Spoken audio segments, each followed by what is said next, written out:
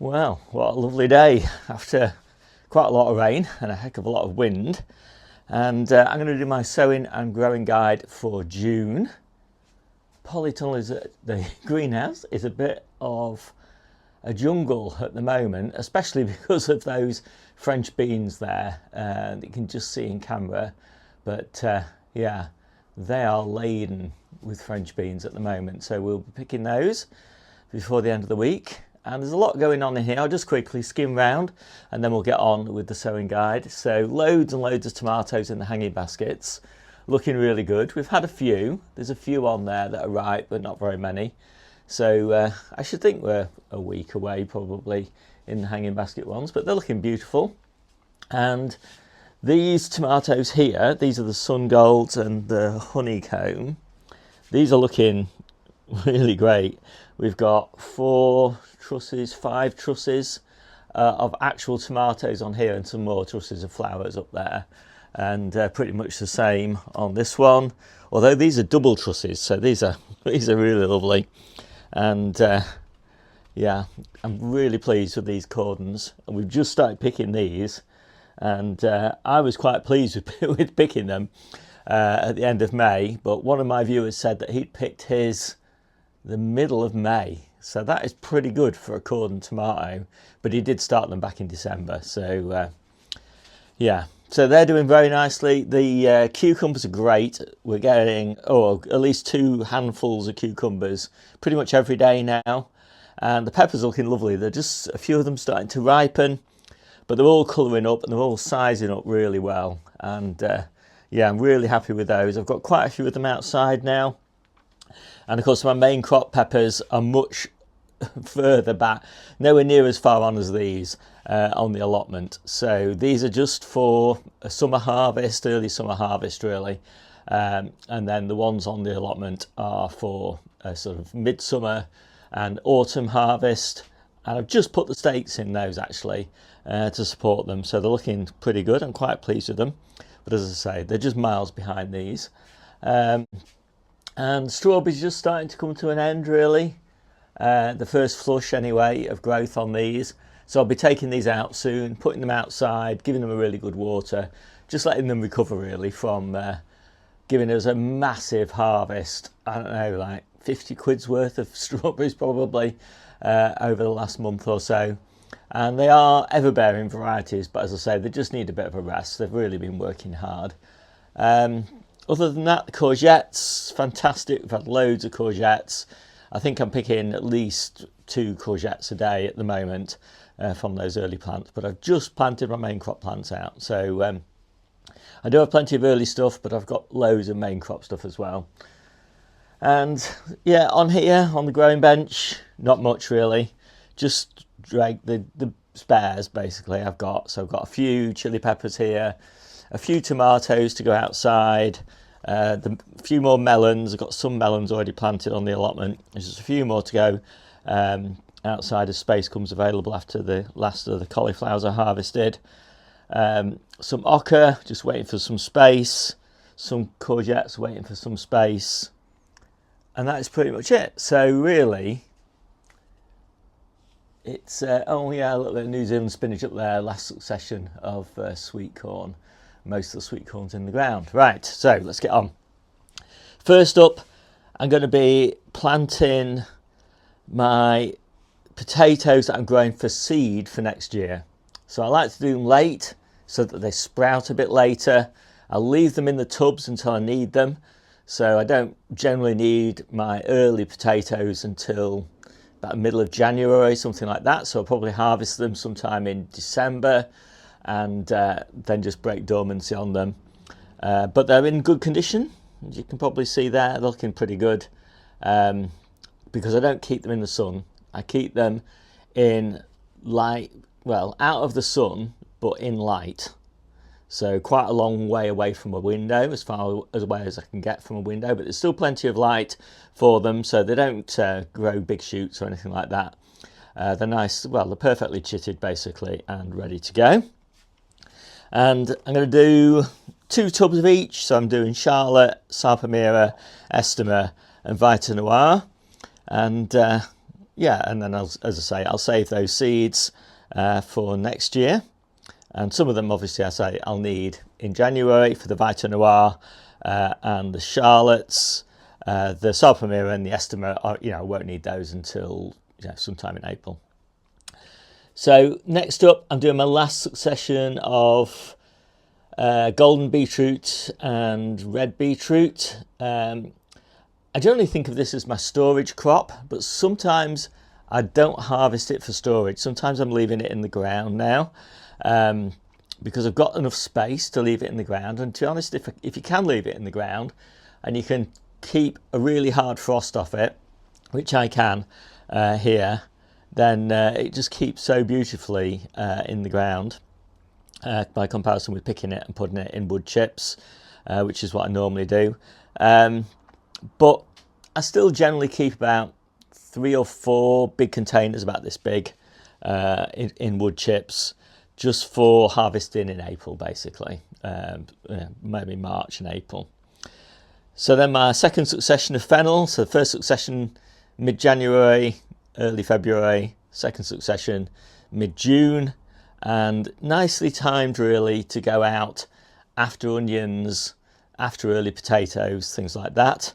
So I'm looking forward to that. I'm going to do Perfection, and then my second succession of purple sprouting broccoli, and I do 2 varieties, one for March, one for April. So it's Red Fire for March, Claret for April. I don't like it to all come at the same time, so I separate it by, so I do 2 successions. I do one at the end of May, which is already done, and one in the middle of June, a couple of weeks apart. Just helps to sort of stagger the harvest a little bit, so I get a nice continuous harvest, probably from the beginning of April, so well, maybe actually even from the end of March through to sort of the early May, something like that.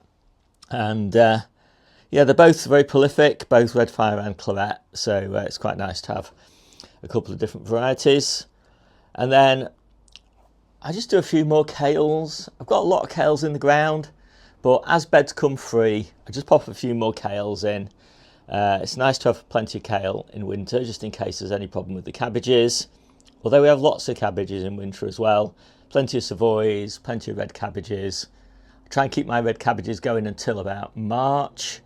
And the savoys, well, pretty much until sort of March, April time. By then, we've got plenty of kales and colettes and things like that that are going to seed. And when they go to seed, they produce vast numbers of leaves. So we're generally not too short of brassicas, and then of course you've got spring cabbages, so it's a nice year-round harvest. We are eating a lot of cauliflowers at the moment. I'm picking, for the last 3 weeks, I think I've picked 3 cauliflowers a week. Got 3 more to pick this week, 3 more to pick the week after that, and then we're down to sort of 1 or 2 a week sort of thing. So we just go a bit mad with cauliflowers at this time of year because we have clubroot. So it's nice to get the cauliflowers out of the way in all the ground that's got clubroot. And yeah, and it's the hungry gap, and it's nice to have a lot of food in the hungry gap because a lot of other fellow allotmenteers, they don't have a lot of food, so we share a bit with them as well. So that's cauliflowers and calabrese. I'm just coming to the end of my calabrese, just on side shoots at the moment. And my main crop calabrese is not quite ready. That'll be about a couple of weeks. It's nice to start getting some more sown. And this batch of cauliflower, which is Clapton and Monclano, both clubroot resistant varieties, they will go in after the early potatoes and the crop onions. So basically the end of July or thereabouts, I'll be putting those in. And I do 2 batches of those separated by about 2 weeks. And that again just sort of smooths the harvest period out over for about a month. And then we don't have flowering brassicas until March time, really. But it's good while it lasts. So I've got a lot of carrots in the ground. My winter carrots and spring carrots are just starting to germinate now. My summer carrots have just weeded those, looking really lovely.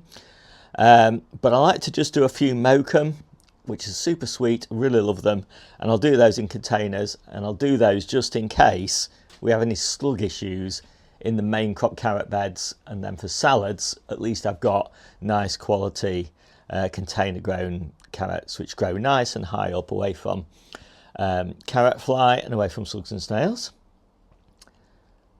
And then next batch of salad onions. Last month's salad onions are all up now, growing nicely. So that was my first sowing of Entita. Just tested germination, it was really nice. So yeah, looking forward to plenty of salad onions over summer. Not all varieties are suitable. I really like Entita, partly because it's easy to get hold of from mole seeds, but it's a good one for summer. It just doesn't really last. It's not very good over winter, it's not hardy enough. Switch over to something like Guardsman, White Lisbon, those sorts of things over winter. And then I do a little bit of spinach. I've got some lovely spinach out there actually that we're harvesting at the moment. I just keep on going with small quantities of spinach through summer. We don't really a huge amount of spinach in summer. It does tend to go to seed on you. So you want a variety that's going to be resistant to bolting like Santa Cruz. And if it's really hot and sunny, especially in midsummer when day length's really long, it is useful to just lay a cover over it. And so that's what I tend to do, you know, just before we sort of close up for the night, I just lay a cover over it. And when I go up in the morning, I take the cover off, an opaque cover, and that makes it think it's in spring rather than in summer. And then lettuces, we're always doing lettuces. Got some nice lettuces just down there I can see. And yeah, loads of different varieties. I like to do 9 different varieties of lettuce for lots of different colours, lots of different textures. Not so much different tastes because, you know, lettuce is kind of lettuce, although the red ones are slightly more bitter and the green ones are slightly smoother and sweeter. But yeah, nice set of varieties of lettuce. And that is it apart from the tomatoes. So what I do at this time of year, well, actually towards the end of June, is I take side shoots off these plants or off my main crop plants in the polytunnel, and just pop those in water for about a week, probably a week to 10 days. You won't see many roots developing that quickly, but they're there. You know, if you look at them really close up with the big magnifying glass, and they're just better able to cope than when you pot them up, than if you just pot them up straight away after harvesting them. So that's just my preference. But I have in the past also got away with just potting them straight up, you know, nipping them off the plant, putting them straight into wet compost, putting them in a shady spot where it's not too hot, and, you know, I don't know, 50% of the time they root. But as I say, in water for a little bit first, they seem to root a little bit more successfully. I've grown a lot of my main crop tomatoes this year from side shoots off my early crop plants, and they're all growing really nice. They've all got 2 trusses of tomatoes on them already.